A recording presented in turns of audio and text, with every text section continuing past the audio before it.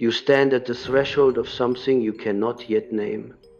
A tremor beneath the surface of your consciousness, like the stirring of an ancient animal long asleep.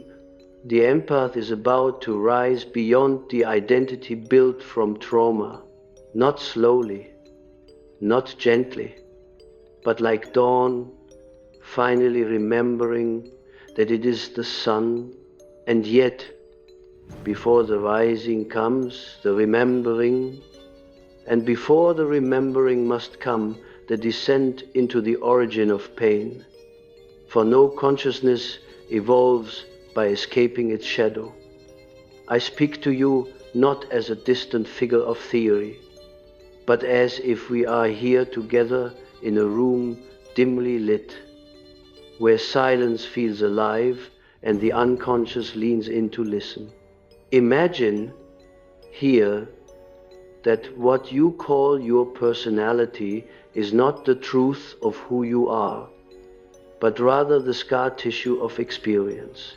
The identity you wear today, your sensitivity, your guarded heart, your instinct to care, to feel, to absorb is not merely a gift, but a response, a shape formed around wound, a pattern born of necessity. In trauma, the child learns to sense before they speak, to read the room before they breathe, to anticipate danger even in the absence of threat. Sensitivity becomes survival. Empathy becomes armor. And gradually, without meaning to, the soul confuses adaptation with essence. You, the empath, grew not from neutrality but from fire. You felt deeply because you had to. You read others because you were unsafe not to. Your nervous system learned to become a seismograph, detecting even the unspoken, decoding what was hidden, bracing for what might erupt. And now, years later, you find yourself defined by gifts that were once shields. You ask yourself why your heart feels too open, why your pain feels too heavy, why your love too unconditional. But the truth is, this was never your flaw, this was your formation. Trauma constructs identity the way a river carves stone, not with intent, but through pressure and repetition. The empath identity is shaped in the same way, a gradual erosion of self to accommodate the needs of others. You did not choose to feel everything. You learned that silence was dangerous, that peace was fragile, that love had conditions. Perhaps someone you depended on did not know how to love calmly. Perhaps anger arrived unpredictably, affection inconsistently, abandonment silently, and so the soul became hyper-attuned, anticipating storms, offering care as currency, hoping kindness might earn shelter. There is a particular fatigue that comes from being a child who had to be the emotional adult, a grief that lives beneath every smile, a hunger for gentleness so deep that every act of softness feels like salvation. Yet today, we stand together at the moment where the pattern begins to dissolve. Because the empath is not meant to remain a child who protects the world.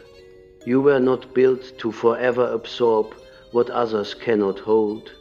You are approaching a threshold, one where your identity must no longer be built from trauma, but from truth.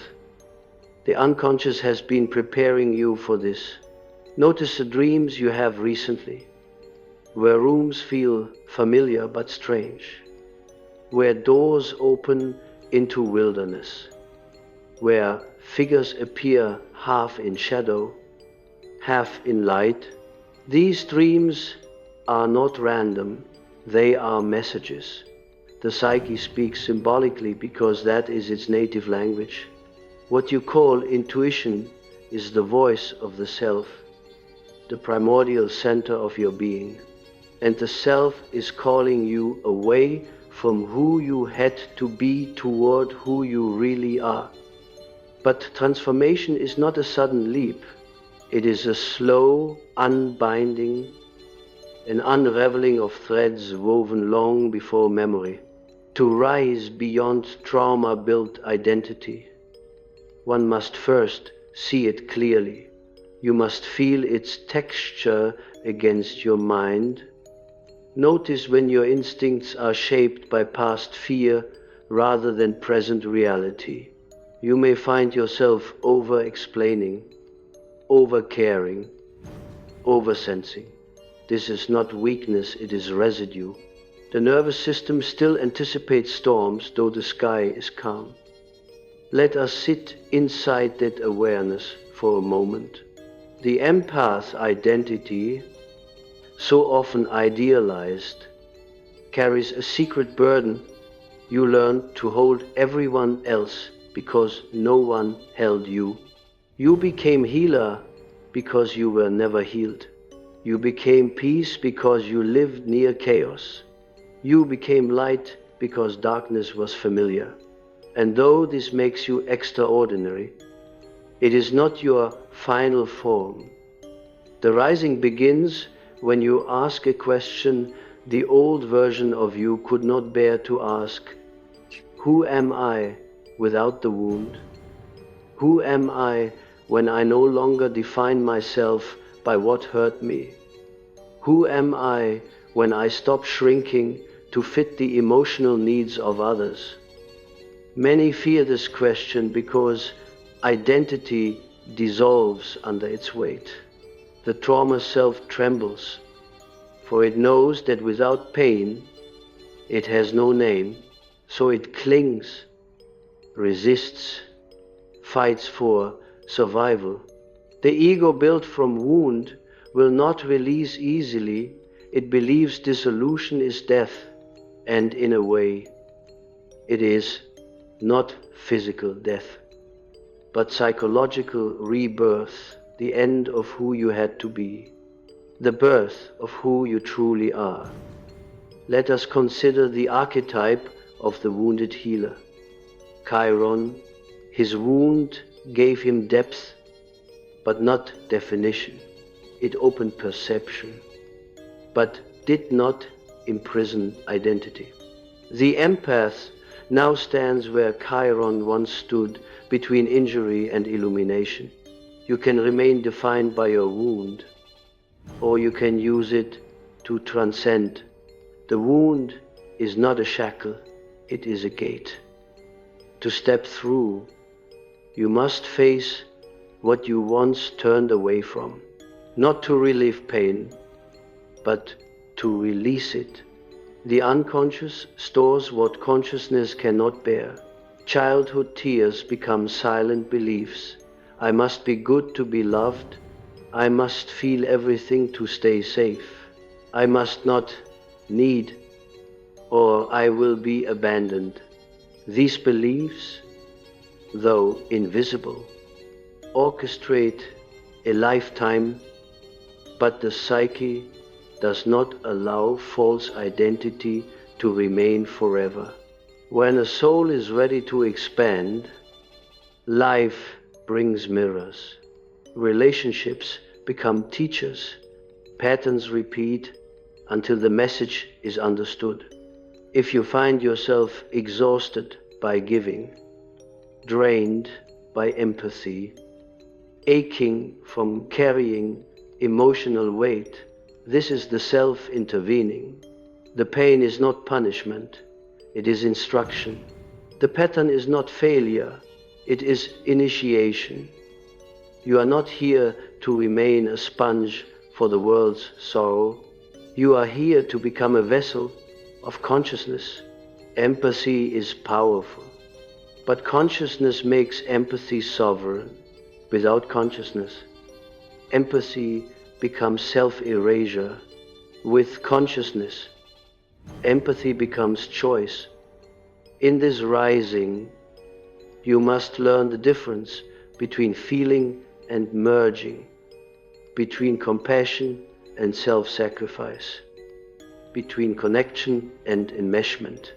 You are not meant to drown in the emotions you sense. You are meant to witness them, understand them, respond, not absorb. Imagine now that your trauma-built identity dissolves like ash in water. What remains when the wound is gone, a depth that no longer aches, but perceives, a heart that no longer bleeds, but radiates, sensitivity without fragility, compassion without depletion, power without aggression, intuition without fear. This is the empath, reborn. We must walk further into this realization. The empath's rising is not the amplification of sensitivity, but the integration of shadow. You cannot transcend pain by avoiding darkness. You must descend into the underworld of psyche. Confront the ghosts that still haunt your nervous system. Trauma is not in memory alone, it is somatic, cellular, ancestral. Some fear you carry is not yours but inherited through blood, through lineage, through unspoken generations. The empath often carries the emotional weight of family systems, feeling not only their own wounds but the unhealed pain of those before them. This is why your rising is not merely personal, it is archetypal. When one empath transcends trauma identity, the entire lineage breathes. You are not healing only yourself. You are closing a chapter written long before your birth. The unconscious of family moves through you, seeking redemption. You are the bridge between what was and what will be. And so, the question now is not how to escape your past, but how to alchemize it. Pain transmuted becomes wisdom. Fear integrated becomes clarity. Sensitivity anchored becomes intuition. Wound acknowledged becomes doorway. Shadow embraced becomes power. This is the rising that waits for you, not a flight from trauma, but a metamorphosis born through it. You stand at the edge of initiation. The identity formed in childhood is loosening. The nervous system is relearning safety. The psyche is reshaping the architecture of self. You feel it already, subtle shifts, strange restlessness. An inner voice whispering that you are more than the caretaker you became. It is the self reminding you that trauma-built identity is only one chapter, not the whole story. You are approaching the moment where the empath remembers that they were never meant to be defined by survival, but by consciousness. And consciousness is beginning to dawn in you like the first pale light before sunrise. And now we descend deeper. For the empath's rising cannot be understood from the surface. Identity built from trauma is like a house constructed during a storm. The walls stand, the roof holds, but every beam remembers the wind. To rise beyond that structure, the storm must be re-experienced, not to be wounded again, but to be witnessed with new eyes. For what you did not have the power to process then, you now have the consciousness to transform. Consider a dream. You are walking through an old childhood home. The wallpaper is faded, the furniture dusty. The voices of the past echo faintly through the halls. You move from room to room, but nothing feels quite real, as if you are both present and distant. Then you find a door you never noticed before, a narrow doorway leading to a staircase descending into darkness. You do not remember this door, yet it calls to you with the gravity of truth. You hesitate, for the air feels heavy, the unknown thick with memory. But the deeper part of you, the part that remembers beyond thought, knows that what lies below is precisely what you came to find. This dream, or one like it, often visits the empath on the verge of transformation. The house is the psyche. The forgotten door is the repressed memory. The basement is the unconscious. What you encounter there may not be a specific event, but a sensation, tension in the chest, a weight in the belly, a tremor of fear without image. Trauma is often stored not as story, but as feeling. To rise beyond trauma identity, you must pass through this door. You must descend the staircase. Do not expect light at the bottom. The unconscious is not illuminated until consciousness arrives. You may encounter the child you once were, small, alert, already scanning the world for threat. You may see them sitting alone, unheld, misunderstood, and as you approach, you may feel the sting of tears that seem older than time. That child is the root of your empath identity. They are the origin of your sensitivity, your fear of disappointing others, your instinct to overextend in love. Do not rush them. Do not demand growth from a child who was denied safety. Instead, sit beside them, feel with them, witness the pain they carried without help. Because what the inner child could not express then remains alive in the adult as tension, as people-pleasing, as sacrificial empathy. You rise not by erasing the child, but by integrating it, reuniting what fragmentation separated. The ego built from trauma believes I survived alone, so I must always carry the weight, but the self whispers, you survived then, so you may rest now. This resting is the beginning of sovereignty.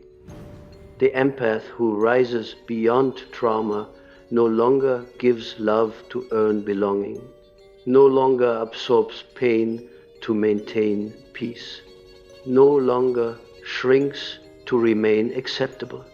They do not stop caring, they stop abandoning themselves in the process of caring. This is the difference between wound empathy and awakened empathy. Wound empathy feels responsible for the emotional climate of any room. Awakened empathy senses deeply but chooses consciously. To reach this awakening, the empath must confront a truth most frightening. You cannot save others by bleeding. You cannot heal those who choose their wounds. You cannot love someone into wholeness while abandoning your own. Many empaths cling to the belief that if they love enough, they will finally receive what they never had. But this is the trauma child speaking, hoping that sacrifice will be rewarded with the affection once withheld. It is an old wound reenacting itself through current relationships. And when those relationships collapse, as they often do, the empath believes they failed. They did not fail. They outgrew the agreement, because trauma relationships are built on unspoken contracts. You provide emotional labor, They provide conditional acceptance. When you begin to awaken, when you stop overgiving, when you choose boundaries, the contract breaks. The other feels deprived, but you are not depriving them. You are reclaiming yourself. The empath rising is not the soft flower many imagine. It is iron taking shape in fire. You must allow the world to be disappointed in you. You must allow others to call you selfish when you finally act in self-respect. You must allow the old life to fall away like leaves from a tree in winter. Growth is not polite, it is not comfortable, it is not universally approved. The empath who rises beyond trauma will be misunderstood, for they no longer exist to be understood by everyone. We must now speak of the shadow. The shadow is the reservoir of everything you were forced to suppress to survive, anger you swallowed, needs you disowned, boundaries you never learned to draw. Many empaths fear their own shadow more than they fear pain. They fear becoming unkind, aggressive, repellent, but the shadow, when seen with consciousness, is not dangerous, it is vital. Without shadow, there is no autonomy. Without autonomy, empathy becomes slavery. Your shadow does not wish to harm the world, it wishes to protect you. It is the voice that says enough when your conscious mind whispers more. It is the energy that locks the door when generosity leaves you exposed. It is the animal part of you that remembers how to bare its teeth. The empath who integrates the shadow does not become cruel, they become sovereign. They say no without guilt.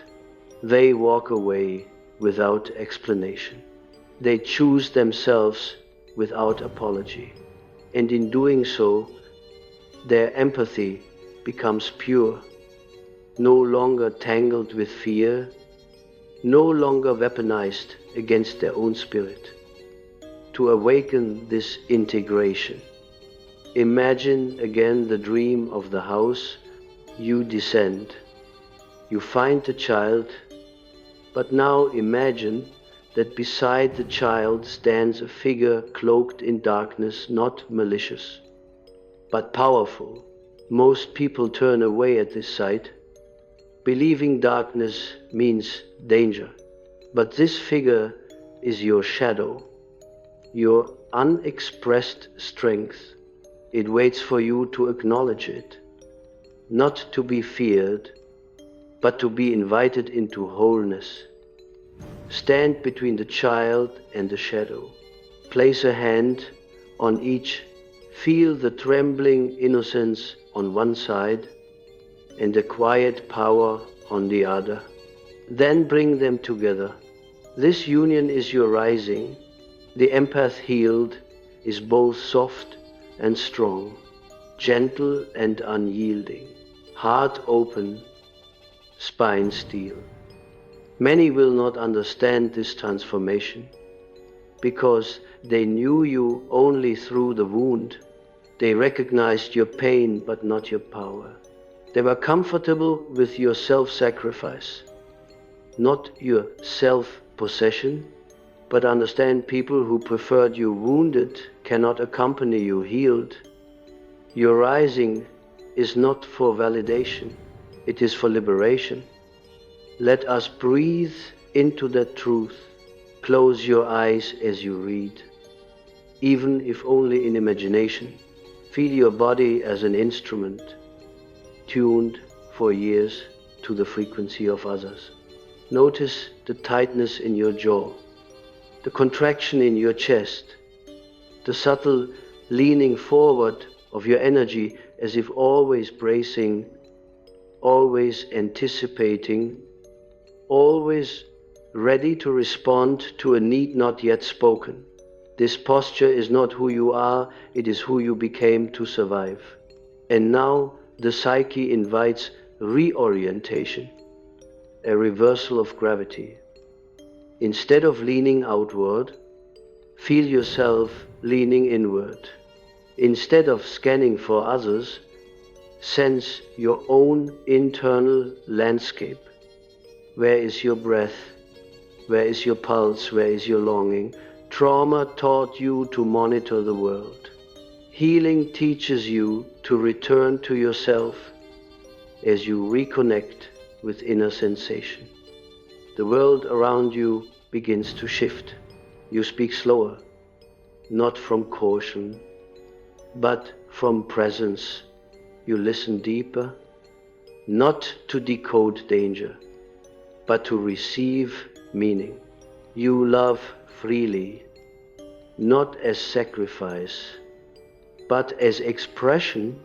Empathy becomes less like a river overflowing its banks, and more like a deep, well-accessible, abundant, but no longer uncontrollable. This is the empath rising beyond identity built from trauma, not a disappearance of sensitivity, but the maturation of it, not the death of feeling, but the birth of discernment. You do not lose empathy, you inherit sovereignty. And as sovereignty grows, something extraordinary begins to emerge, the voice of the self.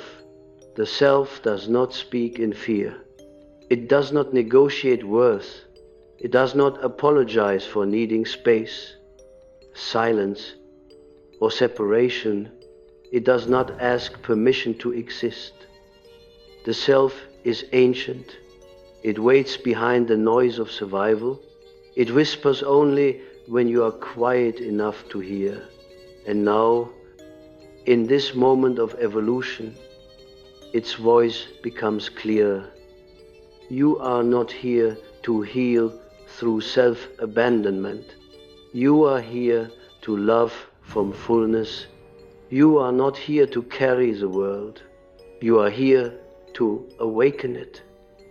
Your sensitivity was not given so you could suffer, but so you could see. Seeing this depth perception of the soul is what will guide you into the next phase of transformation.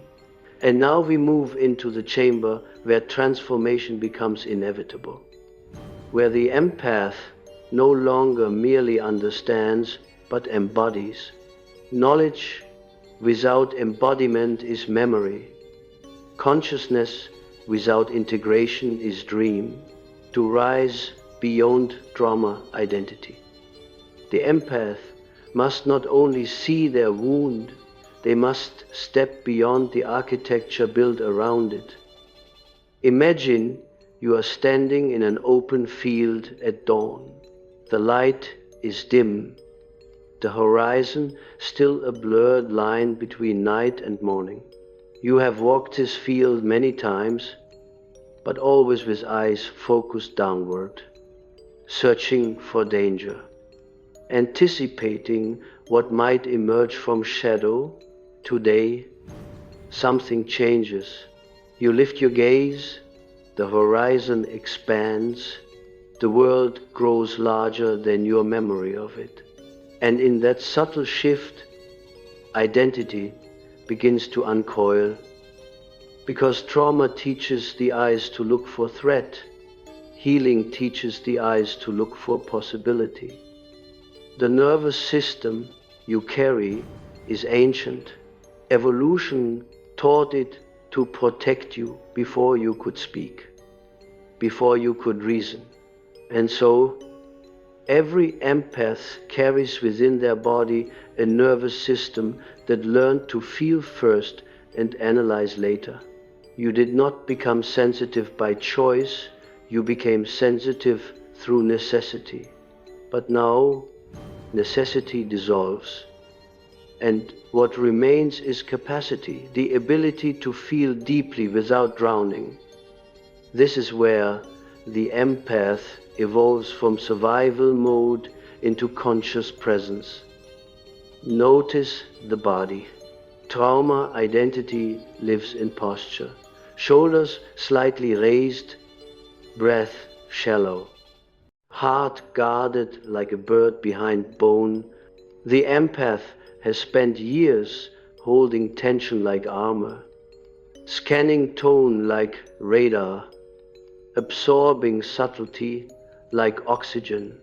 But as consciousness ripens, the body releases, shoulders lower, breath deepens, eyes become receptive rather than vigilant. You begin to sense not only the world, but yourself sensing it. This is the moment the empath becomes sovereign. Let us return briefly to the dream world, for dreams are the psyche's autobiography.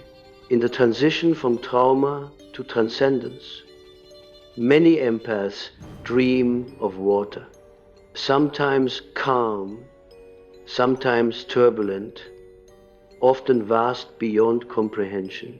Water is emotion, unconscious, intuition, the realm where the empath lives without trying. When water in dreams begins to change, when it becomes clear instead of murky, expansive instead of consuming, it signals that emotional experience is no longer a threat but a landscape. You are no longer drowning, you are swimming. And then, one night, a new dream may come. You find yourself standing beside a great ocean. The waves are rhythmic, powerful, endless. You feel both small and immense, as if the boundary between your skin and the horizon dissolves. A voice not heard, but known whispers, "This is who you are beyond the wound." Because emotion was never your weakness. Hyper-attunement was never your flaw. Empathy becomes weakness only when it is governed by fear. Empathy becomes power when governed by awareness. That awareness is awakening in you now, like a sun rising behind the ribs. It is not dramatic, it is not sudden, it is gradual, tectonic, inevitable, a shift so deeply felt that words cannot fully hold it, like a snake shedding an old skin. The empath begins to outgrow who they were forced to become, not by effort, but by emergence, the way spring emerges through winter, not as rejection, but as completion. The cold was necessary, the thaw is destined, and yet rise does not mean forgetting. You do not transcend by disowning the past, but by understanding its architecture. Trauma built identity. Consciousness now builds selfhood. The difference is profound. Trauma says, "I am what happened to me." Consciousness says, "I am the one who witnessed it." You were once shaped by wounds, now you are shaped by awareness. This moment is sacred, the crossing point where pain ceases to be origin and becomes reference. You do not erase your history, you place it in context. Like an archaeologist discovering artifacts from a previous civilization, you hold each memory not as burden, but as information. With distance, pain becomes texture instead of definition. Let us speak now of archetypes, for the empath does not rise alone. Archetypes are the psychic bones beneath personality. They are universal patterns of becoming. When the trauma identity dissolves, the empath often shifts into a new archetype, the mystic, the sage, the oracle, the seer. These archetypes do not feel merely, they interpret. They do not absorb, they understand. They do not shrink, they expand. An empath bound by trauma reads emotions. An empath freed by consciousness reads reality. But every elevation demands sacrifice. You must release the hidden reward of pain, the identity it gave you, the familiarity of struggle, the comfort of self-erasure. There is a strange safety in old suffering, because it is known. The unknown, even when liberating, feels vast, ungraspable. Many return to pain because pain is familiar ground. You, however, are being called elsewhere. Do not romanticize the wound. Do not build temples around sorrow. You are not here to worship hurt. You are here to transform it. The seasons within you are shifting. Where once you reached outward for validation, you now turn inward for truth. Where once you feared being misunderstood, you now accept that misunderstanding is the price of authenticity. Where once you loved to be chosen, you now choose yourself first. And this self-choosing is the empath's greatest revolution. Not selfishness, but self-ownership. Not isolation, but inner belonging. When you belong to yourself, you no longer cling to those who cannot hold you. You no longer negotiate your value through sacrifice. You no longer prove your worthiness through exhaustion. The empath rising no longer trades self for connection. Instead, connection becomes an extension of wholeness, not a replacement for it. You begin to attract differently. You speak differently. You receive differently. People who once leaned on your softness without offering structure will fall away like leaves in autumn, not with anger, but with gravity. For what is no longer aligned cannot remain attached. You may grieve this shedding. Grief is natural. Growth is a funeral for the self you no longer need. Sit with the grief, but do not mistake it for regression. Losing what was never meant to stay is not loss, it is clearing. The nervous system that once clung now releases. The psyche that once feared abandonment now stands unshaken. You may feel space inside you where anxiety once lived. You may feel silence where hypervigilance once throbbed. This emptiness is not absence, it is preparation. You are being widened for your future self. And when the widening completes, something extraordinary crystallizes. The empath becomes an instrument of perception, not reaction. You feel deeply, but you no longer collapse into feeling. You love fully. But you no longer dissolve in devotion.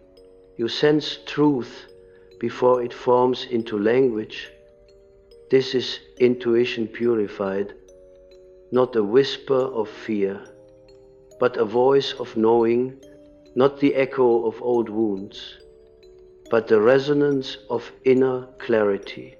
You become the observer of your own depth, not the captive of it. You do not swim in the ocean, you become the ocean.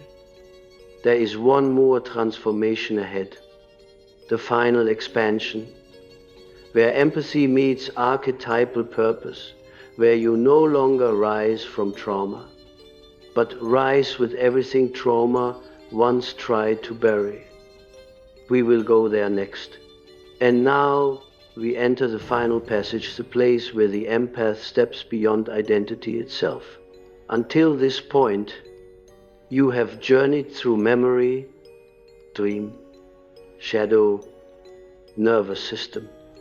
Archetype. You have touched the child and the darkness beside them.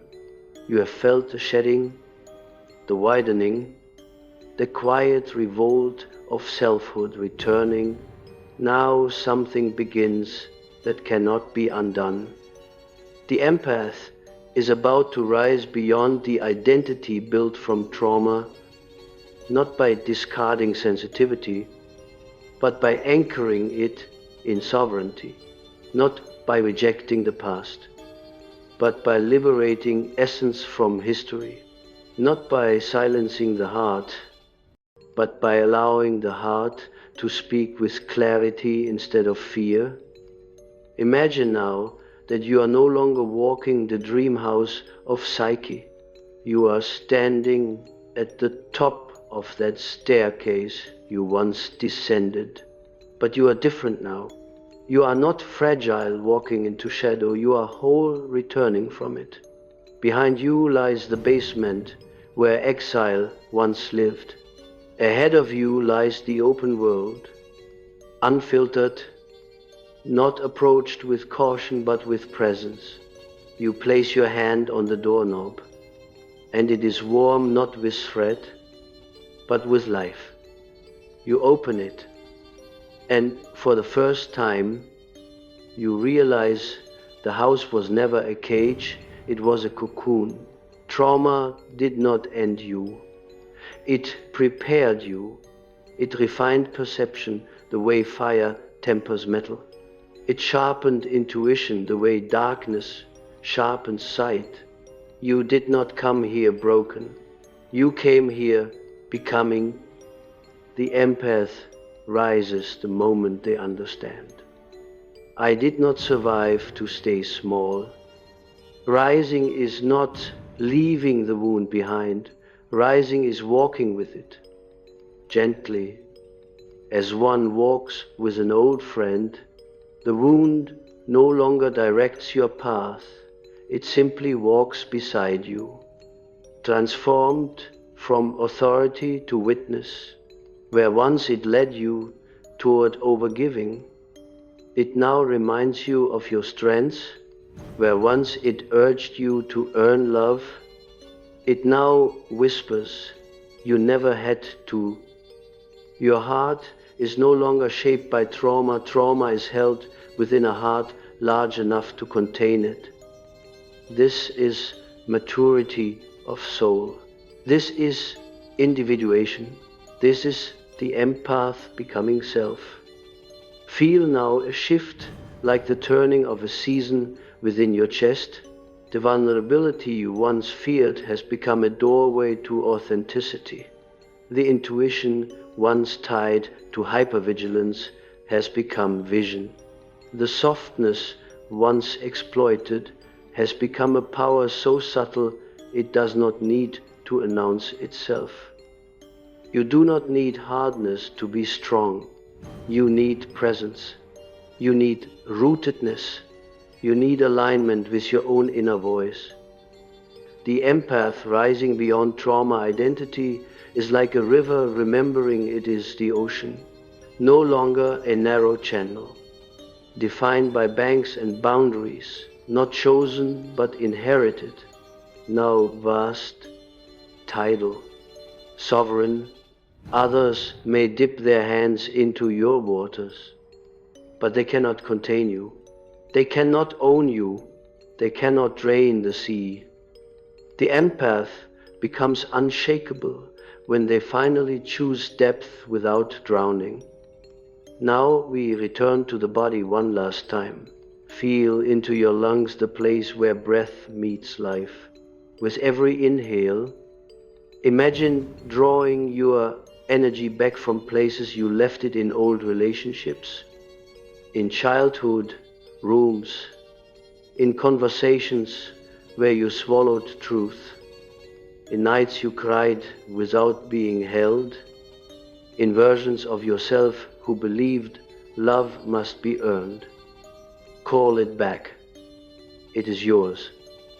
With every exhale, release the tension that comes from being what others expected. Release the vigilance that once protected you. Release the self that formed around survival.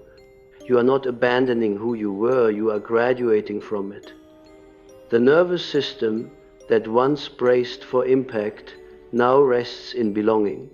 The psyche that once replayed old fear now imagines new possibility. The heart that once carried everyone is now carried by you. This is the final reversal when the empath becomes the one who holds themselves, and from this holding, something magnificent awakens expression. The empath no longer absorbs emotion, they translate it. No longer reads the room, they reshape it. No longer seeks permission, they embody authority of soul. Your presence becomes instruction, your silence becomes direction, your perception becomes prophecy.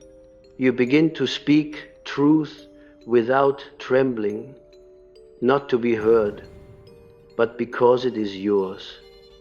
The world does not change when you shout, the world changes when you stand. And you are learning to stand now fully, wholly, without folding to fit someone else's comfort. Look at your life and you will see the shift already forming.